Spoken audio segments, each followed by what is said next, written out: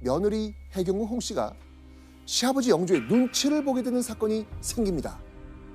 자, 대체 무슨 일이 생겼을까요? 헛국 한날 땡볕에 나가 눈이 저 모양이지. 놀이는 한때의 맛이요, 학문은 평생의 맛이라고 내가 몇 번을 말했느냐. 신하들이 가득 모여있는 가운데 시아버지 영조가 사도세자를 불러놓고는 호통을 친 겁니다. 활 쏘고 칼 쓰고 그림 그리기로 날을 보내고 잡서를 좋아하여 이를 가지고 공부하며 외웠다. 자, 영조가 왜 불같이 화를 냈는지 아시겠습니까? 네. 뭔가요? 왕이 되기 위한 여러 가지 그 공부들을 좀 해야 되는데 그것보다는 예체능을 좀 좋아했어요. 아이고, 정확히 알고 계시네요. 예. 자, 장차 나라를 다스릴 세자가 공부는커녕 노는 것에만 빠져 있다? 아, 이건 뭐 영조한테는요 참을 수 없는 일이었습니다. 참다 폭발한 영조가 신하들 앞에서 사도세자를 혼낸 거였습니다. 이 소식을 들은 해경궁 홍씨, 어떤 심정이었을까요? 진짜 눈치가 보였겠네요. 눈치 보이죠. 그렇죠. 그야말로 가시방석이었을 겁니다. 그리고 신하들 앞에서 망신을 당한 남편이 안쓰러우면서도 무언가 잘못되어 가고 있다는 생각이 들지 않았을까요? 자, 그런데 해경궁 홍씨의 불안감이 점점 쌓여만 가는 일이 생깁니다. 이후에도요, 남편 사도세자가 시아버지 영조의 말을 무시한 채 무예와 사냥에 몰두했거든요. 점점 삐뚤어지는 이 남편. 하지만 해경궁 홍씨는 섣불리 나설 수가 없었습니다. 당신은 조선시대입니다. 남편이자 조선의 세자에게 감히 잔소리를 할 수도 없었습니다. 그런데 결혼한 지 5년이 지나 해경궁 홍씨가 15살이 되던 해, 남편 사도세자를 못마땅하게 여기던 시아버지 영조가 엄청난 선언을 합니다. 대체 영조가 어떤 선언을 했을까요? 바로 사도세자에게 대리청정을 공표한 겁니다. 해경궁 홍씨의 남편 사도세자가 시아버지 영조를 대신해 국정 업무를 처리하게 된 겁니다. 와, 이건 왕의 역할에 버금가는 엄청나게 중요한 일이잖아요. 그쵸. 네. 교수님, 그러면 영조는 왜 갑자기 그 사도세자한테 그 대리청정을 맡긴 거죠? 일단은 세자가 너무 잡기에 빠져가지고 시간을 허비한다고 보고 차라리 대리청정을 시키면 국가의 업무를 관장해야 하기 때문에 시간이 정말 없거든요. 또 한 가지는 그러니까 너도 이제 성인이 되었고 이 나라의 세자이니까 좀 책임감을 느끼고 네가 할 거를 하거라. 그렇게 강제로 아마 했던 것 같아요. 여전히 영조는 사도세자의 행동이 마음에 들진 않았지만 아들에게 마지막 기회를 주기로 한 거죠. 자, 그렇다면 영조의 기대 반, 의심 반의 눈초리를 받으면서 대리청정을 시작한 사도세자, 갑자기 받게 된 임무 잘 해냈을까요?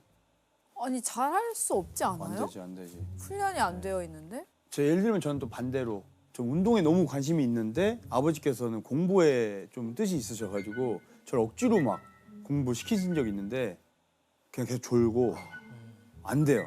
스트레스 받고 막. 네. 생각보다 잘합니다. 그래요? 그래요? 잘해요. 역시. 역시 다르구나. 다르다. 예. 잘하는구나. 자, 여러분들, 국정 업무를 잘 처리하는 남편을 보는 아내 해경궁 홍씨의 마음은 어땠을까요? 역시 우리 남편. 뿌듯하고. 역시. 안심하죠, 이젠. 이런 남편을 보면서 뿌듯함을 느끼지 않았을까요? 자, 그리고 남편 사도세자가 대리청정을 시작하고 1년 뒤인 1752년 가을, 해경궁 홍씨가 뿌듯할 만한 일이 또 일어납니다.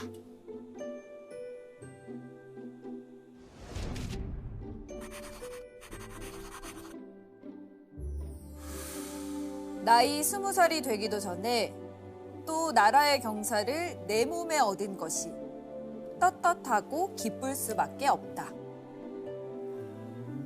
무슨 일입니까? 임신. 맞습니다. 임신. 왕실의 대를 이을 후계자 아들을 낳은 겁니다.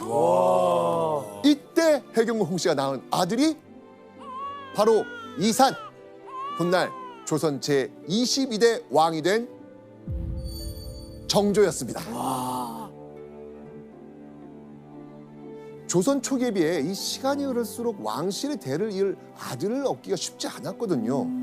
그런데 해경궁 홍씨가 왕실의 혈통을 이어줄 세손을 쭉 낳은 겁니다.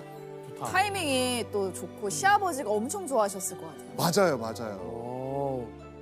시아버지 영조도요, 내 공이 무척이나 크다 라고 하면서 해경궁 홍씨를 칭찬합니다.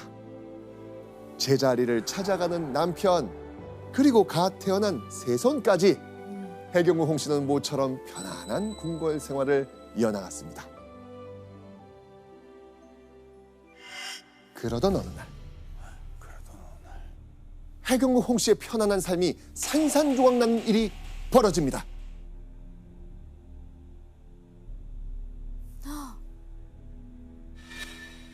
내가 그때 사람의 머리 벤 것을 어. 처음 보았는데 흉하고 놀랍기가 이를 데 없었다. 뭐야? 왜 갑자기 험한 장면을 봤네요.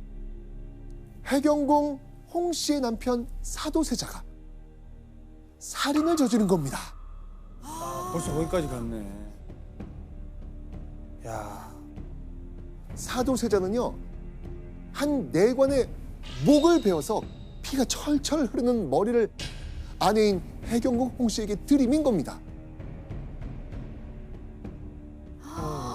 자, 그런데 사도세자는 대체 왜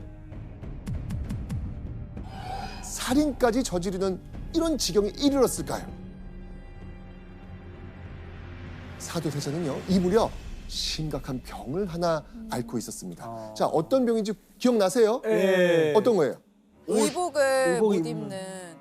네, 옷 입기를 어려워하는 병, 의대증. 아침에 옷 한 번 입으려면요, 10벌에서 20, 30벌 정도는 갈아입기 일쑤였습니다. 저 이러시면 아니 되옵니다. 저 용포가 더 이상 없사옵니다. 살해당한 내관 역시 사도세자가 옷을 갈아입다 홧김에 살해한 겁니다. 그냥 정신적으로 좀 문제가 있었던 그렇죠. 상황인 거잖아요. 맞아. 당시 사도세자의 광증이 아주 심각해진 상태였어요. 그 뿌리를 보면 영조가 이제 세자를 통해서 대리 청정도 하고 일을 시키는 건 좋은데 문제는 세자가 실수할 때가 있잖아요. 그러면 그냥 조용히 불러서 훈계하는 게 아니고 문무백관이 보는 앞에서 공개적으로 망신을 주고 혼을 냅니다. 이게 몇 번 반복하다 보니까 너무 스트레스가 커지고 정신 강박이 생기겠죠. 그러다 보니까 지금 말씀하신 것처럼 의대증 때문에 사람을 죽이지를 않나, 그리고 앞에 있는 우물 속에 뛰어 들어가서 죽으려고 하지를 않나. 당시 굉장히 정신적으로 불안정한 상태였던 건 분명해 보입니다. 아들도 있는데 어떡해. 궁궐에서 끔찍한 살인까지 저지른 남편을 보면서 해경궁 홍씨는 그저 두려움에 떨 수밖에 없었습니다. 남편 사도세자가 대리청정을 시작하고 이제는 안정적인 미래만 그리면 될 줄 알았는데 해경궁 홍씨의 기대가 무참히 짓밟히고 만 거죠.